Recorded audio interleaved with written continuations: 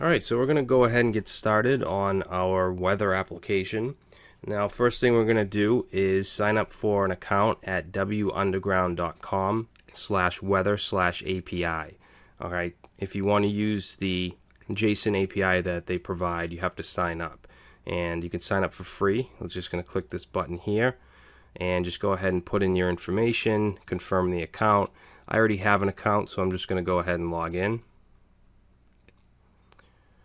Okay, so this is the page that it'll bring you to. This is the analytics for your API calls and your applications. And what you want to do is click on Key Settings. Now, I actually already have two keys generated, but what you'll want to do is create a new key. Okay, so I'm going to click that. And that's going to take us to a screen with some plans. Okay, now there is a free plan, that's what we'll be using. The developer plan, which offers up to 500 calls per day, up to 10 calls per minute. Alright, if you wanted to create a production application with more calls, you could do that. Alright, you could pay for that. So we're going to go ahead and keep that selected and click on Purchase Key. And then we just need to enter some information here. Let's see, project email. Project name, we're going to say My Weather. Project website, just put whatever you'd like in here. Where will the API be used? We're going to say website. Will the API be used for commercial use? No. Manufacturing? No. For the description, let's just say this is a test app. And we'll check these boxes and purchase key. Alright, so now we have an API key right here, and we're going to need that to be able to make HTTP requests. So we're all set with this right now, so let's go ahead and set up Ionic 2. So we're going to use the Windows command line, and you want to make sure you run it as administrator if you're using Windows.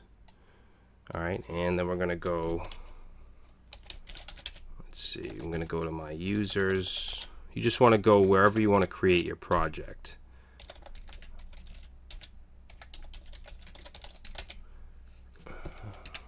That's not right. A2_projects. Alright, so I already have Ionic installed. If you've been following along with the course, you probably do too. If you don't, you just want to say npm install. Let's see, you want to say npm install g Ionic at beta at this time. I'm not sure what stage it'll be in by the time you're watching this, so just make sure you check the documentation for that. Alright, and then once that's installed, we can then say Ionic start, let's say my weather, and you want to add on the v2 tag, okay, because we want Ionic 2. So let's go ahead and run that. That might take a second. Alright, so let's go ahead and cd into that directory. And we're going to run Ionic serve. And that should start the application. Alright, I'm also going to open my text editor and add it as a project folder.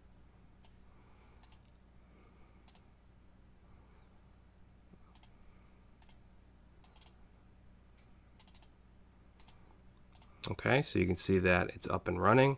I'm just going to make this smaller just to kind of mimic a mobile device. So what I want to get done now is I want to create our pages. Okay, so we're basically going to have two pages. We're going to have the weather page, which will be the main page, and then we're going to have the settings. Alright, so if we go to our app folder and then pages, let's go ahead and create a new folder called weather. And in that, we're going to create weather.js. We're going to create weather.html. And we're going to create weather.scss. Okay, it's SCSS because by default Ionic uses SAS, which is a CSS precompiler that allows us to use variables and some other functionality that you couldn't normally have with just regular CSS. Alright, now let's go ahead and open up weather.js, and we're going to just add our code, okay, or at least the base code. So we want to first import page, and that's going to be from Ionic Angular. Okay, now we're going to need our page decorator. So we want to say @page and then pass in an object, and this is where we want to define our template URL. Okay, so template URL is going to be in the build folder. That's going to be the compiled folder, and then pages/weather/weather.html. And then under that, actually we want to get rid of that semicolon. Under that, we're going to create our class. So we want to export class weather page. Okay, and let's create the constructor. Alright, we won't do anything just yet. I just want to get these pages set up. So let's save that. And for the HTML, I'm going to copy what we have in page1.html and just paste that in here. We'll change the title to weather. And let's just get rid of this stuff. And for now, we'll just say welcome to my weather. Alright, we're going to change this class to weather. Alright, so let's save that.